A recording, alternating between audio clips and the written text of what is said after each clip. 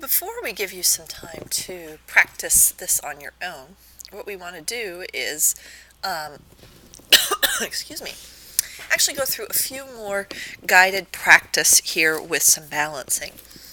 It will actually help you because I can give you some tips and tricks that I've learned over the years with balancing. So if you look at the first problem on your worksheet, you have this chemical reaction here. Now remember, the first thing we want to do is actually, draw our line.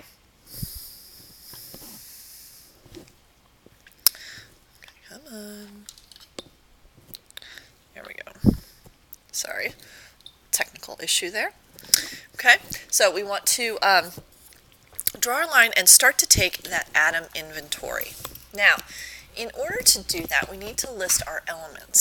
So, one of the things though that you kind of want to do is also take a look at your compounds that are there. So for instance, on the reactant side with this first one, I have the element K for potassium. And then I have water here that has H and O. But if I look on the other side, I definitely have the K. But if you notice here, I have the OH. And that gives me 3 elements in that compound. Whenever I have 3 or more elements, that is a key to me that I have one of those polyatomic ions. And it actually may help me to actually keep those guys together. Then I also have the H with the H2. Now, back to the polyatomic ion thing, the only way that I can keep this polyatomic ion, which if you look in that blue folder on your list, is hydroxide. The only way if I can keep it together is if I can find it on the reactant side as well. Well, if I look over here, I really don't see hydroxide, but I can actually make hydroxide out of that water. If instead of writing this as water, I write it this way, HOH, okay, you can see I still have 2 atoms of hydrogen and 1 atom of water. But now by doing that, I can actually highlight here my hydroxide. So now I have hydroxide on the reactant side and hydroxide on the product side.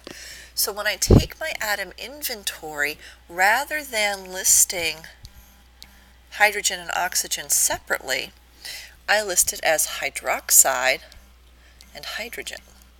Because you can see here I have hydroxide, and here I have hydroxide, and here I have regular hydrogen, and here I have regular hydrogen. Now, with polyatomic ions, if I have more than one of them, I would put them in the parentheses, like this. Okay, so that would tell me I have 2 of everything inside. But I don't see that. So now that I have my listing here, I can actually take my inventory. I have 1 here, I have 1 of those because there's no parentheses, and I have 1 of those. And on the product side, I have 1 potassium, I have 1 hydroxide, and I have 2 hydrogens. This actually makes it a little bit easier for me to solve. I know then here with my hydrogen I need to multiply by 2 to get 2. This 2, remember, comes up here in front, and that multiplies everything by 2, so it also changes my hydroxide to 2. Now my hydroxide on both sides is not in balance, so I need to multiply that by 2 to get 2. Remember that this number here does not just go, as a subscript. It actually goes out here in front, which will also change my potassium. And the last one then that was going to happen is my potassium is going to multiply by 2 to get 2, so I will put the 2 out here. I don't need any coefficient here out in front, and if there's no number there, just like with the subscripts, we assume that that is a 1. Okay, you don't have to write the 1, however. Okay, so let's take a look at another one. That one's a little complicated, but it isn't bad. Next one on your paper. Okay, I have chlorine plus lithium bromide, giving me lithium chloride plus bromine. So my elements, I have chlorine. If I look at the compounds, I only see 2 elements, so I know I don't have a polyatomic ion, so I can list them individually. Another trick that I do is whatever order I list them on the reactant side, I keep the elements across from each other on the product side. So even though they may appear in a different order on one side or another, that way then as I look across, I'm comparing the same element to the same element. Now that I have my listing, I take my inventory. I have 2 chlorines, 1 lithium, 1 bromine. Over here, I have 1 chlorine, 1 lithium, 2 bromines. So, pick whatever one you want to start with. It really does not matter. I'm going to start at the top, so I need to multiply that by 2. So the 2 goes here. That also changes my lithium. My lithium changes, so I put a 2 here to get to 2. Okay. That is also going to change my bromine, and look what happens. When I do that, I don't have to change anything else, and my balancing is done. Just double check the numbers. I have 2 and 2, 2 versus 2, and 2 and 2. In this case, they all ended up being the same, but that doesn't always happen. All right, number 3. We have copper plus oxygen, giving me copper oxide. Okay, so I only have 2 elements here. So I have 1 copper and then 2 oxygens versus 1. So we know we're going to have to multiply here by 2. So I put the 2 there, changes that to 2. And then I have to multiply here by 2, and then put that multiplication up there, and I am done. Number 4 on your worksheet has to do with iron reacting with water. Okay, so I have iron, and I have H, and I have O, and then I'm going to have iron over here, and then again H and O, even though it appears in a different order. So I have 1 iron, I have 3 irons. I have 2 hydrogens, I have 2 hydrogens. I have 1 oxygen, and I have 4 oxygens. Now, one of the balancing tips is start with something other than hydrogens and oxygens, simply because usually when you balance, hydrogen and oxygen are found in a lot of different compounds, and so sometimes by balancing other things, the hydrogens and oxygens actually fall into place a little easier. So that's why I'm going to choose here to start with the iron. So I put a 3 here, and that is good, but that doesn't change my oxygens. So if I multiply this by 4, I have a 4 here, and that balances my oxygens, but that changes this to an 8. So I have to multiply this by 4 to get 8, and put that 4 up here. Now, sometimes if you choose to balance using a different element first, you may end up with different coefficients. What you have to understand is the coefficients need to be the lowest number possible and still have them balanced. They need to be whole numbers. So for instance, I could have balanced this using the numbers 6, 8, 2, and 8. Okay, that still would have balanced everything. However, if you look, these coefficients that I listed up top, we can divide them all by the number 2. So if I divide them by the number 2, I end up with 3, 4, 1, and 4. It has to be that number ratio. So if you get done and you can divide things, and it has to be all of them, and don't forget about the ones. The ones are there, and if they aren't divisible by it, then it doesn't work.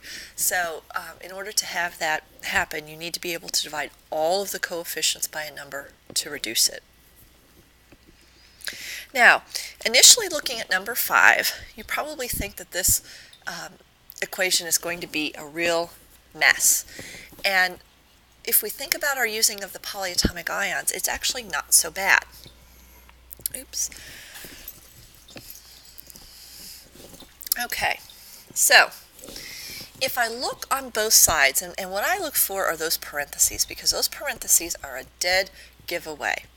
Now, if I look inside of the parentheses here, I have SO4. Don't worry about the 3 on the outside, just look at that SO4. If I look on the other side of the line, I notice I have an SO4 together right here. Remember that because it has no parentheses, it means that there's just one of them, whereas with my aluminum, I have 3 of them. So that means that I can actually treat that polyatomic ion as a group and count how many groups of them I have. The same thing here with my hydroxide, the OH and the OH.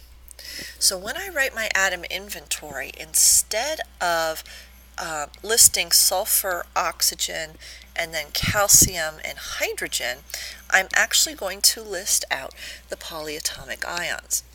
Notice that both ions have oxygen, and that could actually make things very difficult for us to balance if we actually separated them by elements. So, let me get the rest of that written. Okay, so I have 2 aluminums. In order to determine the number of SO4s, I look outside of the parentheses. I have 3 of those. I have 1 calcium, and again, looking outside of the parentheses, I have 2 hydroxides. On the other side, I have 1 aluminum, I have 1 SO4, I have 1 calcium, and 3 OHs. So, let's start with something that doesn't have hydrogen or oxygen in it. So let's start with the aluminum. I'm going to multiply here by 2 to get 2. So, that goes there. Notice that though, that changes this. So this actually becomes a 6. We're going to leave that alone for right now. Now, with the SO4s, I have 3 here versus 1 here. So let's multiply this one by 3 to get 3. So I have to put the 3 in front of the Ca, which changes this. Now I need to fix the Ca's. So I need to multiply this by 3. So I put the 3 there. And notice then that this comes over, multiplies by the 2 to give me 6. So I check 2, 2, 3, 3, 3, 3, 6, 6, and I am done. Everything is balanced. Now, the last one shows you how sometimes you may actually have to go back and change some of the coefficients that you've already balanced or that you've already put in place. You can do that. Now this looks like a little small equation, a reaction, and it's not bad. Okay, we only have 3 elements: carbon, hydrogen, and oxygen. And then carbon, hydrogen, and oxygen over here.